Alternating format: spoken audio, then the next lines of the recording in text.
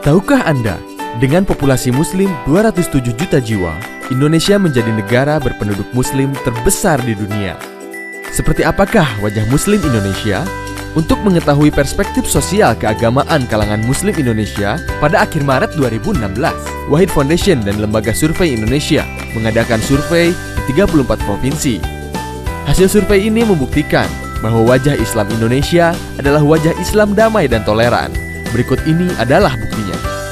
Mayoritas Muslim Indonesia sebanyak 72% menolak tindakan radikal yang menyertakan kekerasan atas nama agama. 88,37% percaya bahwa setiap warga negara bebas memeluk agama dan keyakinan sesuai pikiran atau kesadarannya. 65,35% berpendapat bahwa negara harus melindungi setiap pemikiran yang berkembang di masyarakat.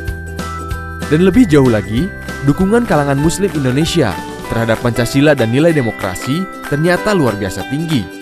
82,3% menyatakan bahwa Pancasila dan UUD 1945 amat sesuai bagi Indonesia. 67,3% menyatakan mendukung nilai demokrasi. Tapi, apakah Anda juga tahu bahwa Indonesia menghadapi tantangan yang serius, yaitu menguatnya potensi intoleransi sosial keagamaan?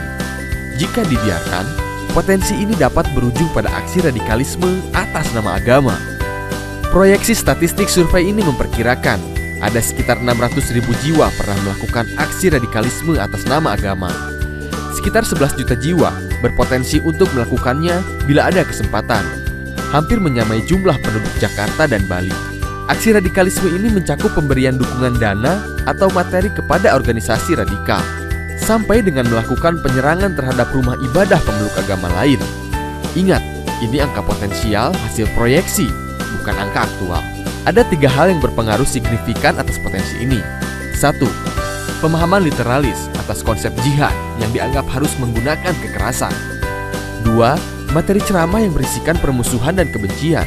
Dan ketiga, ketidaksukaan bahkan kebencian terhadap kelompok tertentu meskipun kelompok tersebut seagama.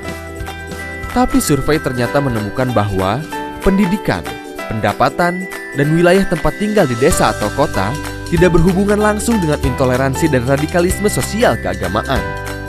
Maka tantangan terbesar pemerintah saat ini adalah penegakan hukum yang tegas, terutama terhadap pelaku hate speech, memastikan kebijakan yang tidak diskriminatif dan memenuhi hak-hak warga negara yang dijamin undang-undang tanpa memandang agama, keyakinan, suku, ras, ataupun pilihan politiknya.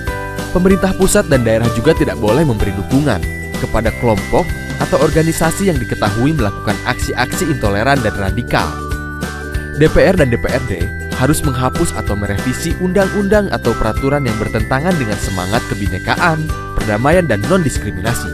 Organisasi sosial keagamaan moderat seperti Nahdlatul Ulama dan Muhammadiyah harus memperkuat basis dan kapasitas anggotanya dengan pemahaman keagamaan yang lebih kritis dan terbuka. Dan sebagai warga negara, kita harus membiasakan diri berpikir kritis, tidak terlibat penyebaran ujaran kebencian atau hate speech, mengamalkan nilai-nilai beragama yang positif dan damai, membuka ruang dialog, menggiatkan interaksi antar kelompok, serta memupuk saling pengertian dan pemahaman. Marilah kita bangun bangsa dan kita hindarkan pertikaian yang sering terjadi. Inilah esensi tugas kesejarahan yang tidak boleh kita lupakan sama sekali. Karena Indonesia bukanlah milik sesuatu golongan, sesuatu agama, sesuatu suku, pun golongan adat istiadat tertentu, tapi milik kita semua, dari Sabang sampai Merauke.